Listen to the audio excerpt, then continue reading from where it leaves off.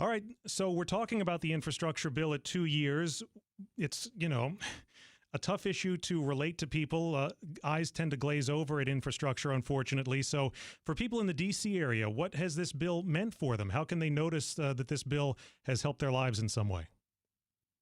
Well, I think this is leading to literally concrete improvements for people everywhere in the country and certainly everywhere in the DMV. I mean, if you look at just what's coming to Virginia, Maryland, and DC, those billions and billions of dollars are turning into all kinds of improvements.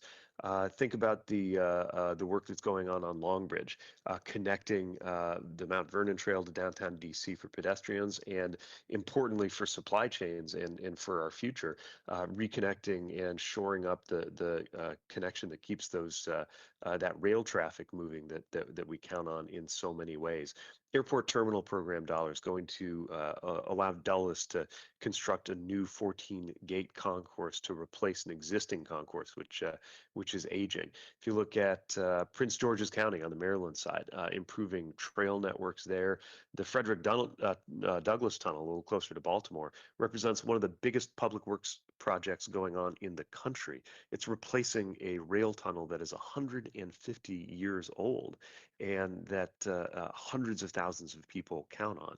And then right here in the district, just to take one example, rehabilitating the northbound I-395 bridge. So these are very practical improvements that are making a difference. Now, they don't come overnight. Many of them will be a few construction seasons before all the work is done, if you think about something like rebuilding an airport concourse. But the other side of it is that even before we get the benefits of the finished product, we get the benefits of the jobs. And we are seeing many construction jobs, good paying jobs. Again, the Douglass Tunnel alone is estimated to be creating about 30,000 jobs, which means really good opportunity for people in the region. What about the Amtrak Northwest Corridor? We just announced major funding. The president was in Wilmington talking about the projects that are happening all up and down the Northeast Corridor, and this is really vital.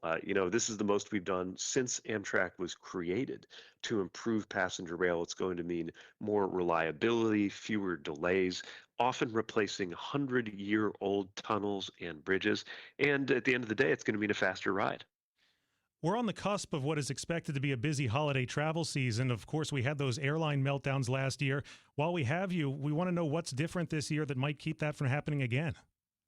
Well, a lot has changed compared to a year ago. We put a lot of pressure on the airlines, and to their credit, they have responded. We've also made operational improvements and worked with them where appropriate to make sure things could go more smoothly. It's why we've seen the rate of cancellations actually now get back to below what it was before COVID. Now, that doesn't mean we're out of the woods. The airlines have more improvements to make, and we're going to keep pushing. But another thing that's changed since last year is passengers have a lot more rights. We have established enforceable protections. You can go to flightrights.gov and get more information. In fact, I would strongly encourage you, especially because we're looking at potentially record travel, go ahead, check out flightrights.gov before you book to see what you can expect airline by airline in terms of how they take care of customers.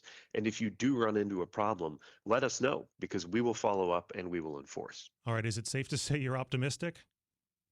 I think we're definitely on a better footing compared to a year ago, but we're on the lookout for any issue, and we will follow up to protect passengers anytime they encounter a problem.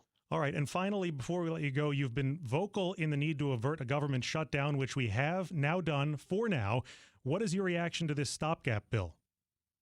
Well, obviously, it's good news to not be staring down yet another shutdown going into this weekend. But we also can't keep lurching from one GOP shutdown threat to the next. It disrupts planning. I can tell you it consumes untold hours, which really amount to dollars in our department. And when you think about something like training air traffic controllers, it's just no way to do business to have politics threaten the stability of that program every few weeks. So I'm hopeful we can get to a permanent answer that cooler heads will prevail. Really, we're just asking House Republicans to honor a deal they already made with the president earlier this year so that we can think about other things, focus on all the bridges and tunnels we're fixing and building and hiring more air traffic controllers instead of worrying about a shutdown every few weeks.